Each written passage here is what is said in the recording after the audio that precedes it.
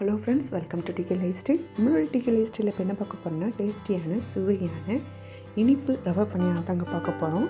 இது செய்கிறது ரொம்ப ஈஸி. இது செய்கிறதுக்கு 10 நிமிஷம் போதும். அந்தளவுக்கு டேஸ்டியாக இருக்கும். ஸ்கூல் விட்டும் குழந்தைகளுக்கு நம்ம சட்னி இந்த மாதிரி செஞ்சு கொடுக்கலாம். வாங்க அது எப்படி செய்யலாம்னு சொல்லிட்டு நம்மளுடைய வீடியோக்களை போய் பார்க்கலாம்.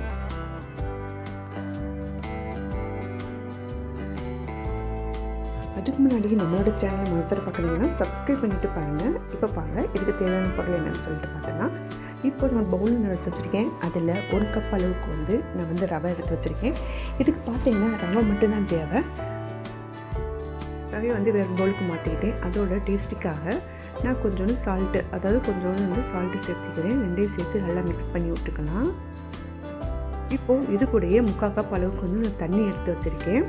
அதையும் சேர்த்துடலாம். சேர்த்து ரவையை முதல்ல ஊற போட்டுடலாம். ரவை ஊறத்துக்கு ஒரு 10 நிமிஷம் போதும். சீக்கிரத்துலேயே ரவை ஊறிடும். ரொம்ப தண்ணி ஊற்ற வேண்டாம், லைட்டாக மட்டும் தண்ணி ஊற்றி நம்ம மூடி போட்டு மூடி வச்சிடலாம். இந்த அளவுக்கு இது ஒரு பக்கமாக நல்லா ஊறட்டும். இப்போது நான் ஒரு தாளிப்பு கடாய் ஒன்று வச்சுருக்கேன். அதில் 2 டீஸ்பூன் அளவுக்கு எண்ணெய் சேர்த்துக்கிறேன். நெய் சேர்த்துக்கலாம். அது கூடயே நான் ஒரு கைப்பிடி அளவுக்கு கிஸ்மஸ் முந்திரி எடுத்து வச்சுருக்கேன். அதையும் சேர்த்து நல்லா வதக்கி எடுத்துக்கலாம். இது கூடயே நான் துருவின தேங்காயும் எடுத்து வச்சுருக்கேன்.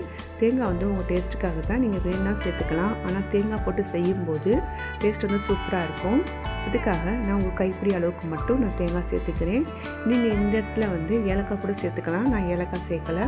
சேர்த்து எல்லாத்தையுமே நல்லா மிக்ஸ் பண்ணி விட்டுடலாம். எல்லாமே அந்த நெய்யில் நல்லா பொரிஞ்சு வரட்டும். பாருங்கள், இப்போ பொரிஞ்சு வந்துருச்சு. மாவும் இந்த பக்குவத்துக்கு நல்லா ஊறி வந்துருச்சு. இது கூடயே நம்ம எடுத்து வதக்கி வச்சுக்கக்கூடிய எல்லாத்தையுமே சேர்த்து நல்லா மிக்ஸ் பண்ணி விட்டுடலாம். இப்போது நான் இது கூடயே பார்த்தீங்கன்னா ஒரு 3/4 கப் அளவுக்கு சுகர் சேர்த்துக்கிறேன். உங்களுக்கு இனிப்பு டேஸ்ட்டு அதிகமாக வேணும்னா நீங்கள் 1 கப் அளவு கூட சேர்த்துக்கலாம். நான் 3/4 கப் அளவுக்கு தான் சேர்த்துக்கிட்டேன். அது கூடயே ஒரு பிஞ்சு அளவுக்கு பேக்கிங் சோடா சேர்த்துக்கிட்டேன். சோடா கண்டிப்பாக சேர்க்கணும். அப்போ தான் சாஃப்டாக வரும் பணியாரம். அதுக்காக தான். இப்போ பாருங்கள், தண்ணி எதுவுமே ஊற்ற வேண்டாம். நம்ம சுகர்லேயே தண்ணி விடும். அதுவே கரெக்டாக இருக்கும்.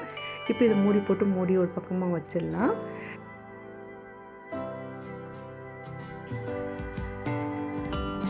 பாருங்கள், இதுதான் கரெக்டான மாவோட பக்கம். சுகர் எல்லாமே நல்லா கரைஞ்சிருச்சு. இப்போ இன்னொரு கடாய் வச்சுருக்கேன், பனியார கடாய். அதில் 1 டீஸ்பூன் அளவுக்கு நான் எல்லாத்துலேயுமே நெய் சேர்த்துக்கிறேன். பனியார சட்டி நல்லா காயட்டும். பாருங்கள், காஞ்சிருச்சு. இப்போது நம்ம எடுத்து வச்சுக்கக்கூடிய ரவையை ஒவ்வொரு குழியிலையும் நம்ம சேர்த்துடலாம். சேர்த்துட்டு அடுப்பை லோ ஃப்ளேம்லேயே வச்சு மூடி போட்டு மூடி வச்சு எடுத்துடலாம். ஒரு பக்கம் நல்லா வெந்து வரட்டும். அது வரையும் வெயிட் பண்ணலாம். அடுப்பை லோ ஃப்ளேம் வச்சு பண்ணுங்கள். அப்போ தான் அடி பிடிக்காது. ஏன்னா நம்ம சேர்த்துருக்கு ரவை தான். நம்ம எந்த மாவுமே நம்ம இதில் சேர்க்கலை. வெறும் ரவையை வச்சு தான் இந்த ப்ராசஸ் தான் பண்ணிக்கிட்டு இருக்கோம். பாருங்கள், ஒரு சைடு நல்லா வெந்துருச்சு. நம்ம அடுத்த சைடு திருப்பி போட்டுடலாம். பொறுமையாக மற்ற சைடு திருப்பி போட்டுடலாம். இதை சூடோடு சாப்பிடும்போது டேஸ்ட் அட்டகாசமாக இருந்துச்சு. கண்டிப்பாக ட்ரை பண்ணி பாருங்கள். பணியாரத்துக்கு மாவு அரைக்கணும்னு அவசியம் கிடையாது. இன்ஸ்டன்ட் ரவையை வச்சு நம்ம ஈஸியாக பண்ணி முடிச்சிடலாம். பாருங்கள், ஒரு சைடு எல்லாம் வெந்துடுச்சு. அடுத்த சைடு திருப்பி போட்டு மூடி வச்சிடறேன். பாருங்கள், அடுத்த பக்கமே நல்லா வெந்துடுச்சு. இப்போ எடுக்கிறேன். பாருங்கள், எந்த அளவுக்கு எடுக்கிறதுக்கு சூப்பராக வருதுன்ட்டு.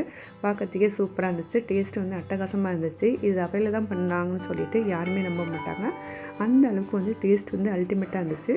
கண்டிப்பாக ட்ரை பண்ணி பாருங்கள். குழந்தைகளுக்கு கண்டிப்பாக செஞ்சு கொடுங்க. அந்த அளவுக்கு டேஸ்ட் சூப்பராக இருந்துச்சு.